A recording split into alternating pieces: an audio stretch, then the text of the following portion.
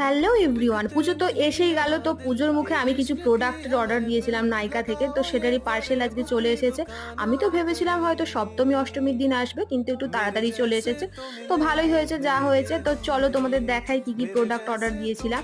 তো আমি কিছু মেকআপ প্রোডাক্টের অর্ডার দিয়েছিলাম, কারণ আমার কাছে কিছু মেকআপ প্রোডাক্ট ছিল না। তো মোটামুটি 5টা প্রোডাক্ট আমি অর্ডার করেছিলাম। তো প্রথমে যেটা দেখাবো সেটা হচ্ছে সুইস বিউটির একটা মেকআপ ফিক্সার অর্ডার করেছিলাম। এই ফিক্সারটা আমি ভাবছিলাম অনেকদিন ধরেই নেব, তো এটা নিয়েছিলাম।